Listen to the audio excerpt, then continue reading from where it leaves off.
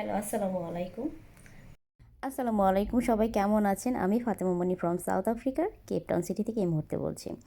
এই যে দেখতে পাচ্ছেন রসুন, কিছু আস্ত জিরা, কিউমিন, কিছু আস্ত কোরিয়েন্ডার, ধনিয়া যেটাকে বলি আমরা আস্ত, আর পেঁয়াজ, কাঁচামরিচ দিয়ে আমি ভেজে নিচ্ছি, ফ্রাই করে নিচ্ছি।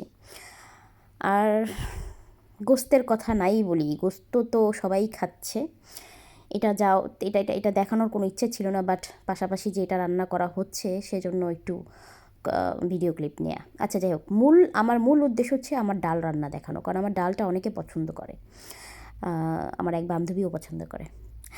সো আমি ডালের মধ্যে আদা রসুন বাটা, যেটা আমরা যদি বলি জিঞ্জার অ্যান্ড গার্লিক পেস্ট, পরিমাণ মতো দিব, আর একটু হলুদ দিব,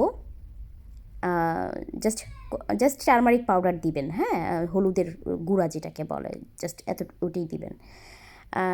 তো একটু জিরা পাউডারও দিয়েছি, হ্যাঁ, ইয়েস, একটু তেজপাতা দিয়েছি, কেন আল্লাহই জানে। মানে এভাবেই রান্না করি আমি, মানে যখন এভাবে রান্না করে আমি আমার এক বান্ধবীকে খাইয়েছি, তো ও খুব মজা পেয়েছে, সেই জন্য এভাবে রান্না করেছি। ডালটাকে ভালোভাবে কষাবেন, এটা অবশ্যই মসুরির ডাল। আর ধনিয়া পাতা ইচ্ছা মতো করে দিয়েছি, যাতে ডালটা আরও মজা হয়। মানে কী রেখে কী করি নিজেও জানি না, বুঝছেন। সো ডাল আর ধনিয়া পাতা একসাথে কষাচ্ছি। ফাইনাল হচ্ছে যে আমি পানি অ্যাড করেছি। আপনি পরিমাণ মতো কতটুকু ঝোল খাবেন ডালে, বা ডালটা কতটুকু পাতলা খাবেন সেই অনুযায়ী আপনি পানি ইউজ করবেন। আর আমি পানি ইউজ করেছি, অ্যান্ড অনেকক্ষণ কুক করার পর, জাল দেওয়ার পরে আমি ভেন্ডিটা পছন্দ করি।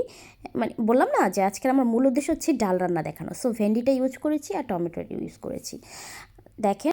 সো এটাকে লো হিটে 5 মিনিটের মতো রান্না করবেন, দেন ফাইনাল লুকটা এরকম আসবে।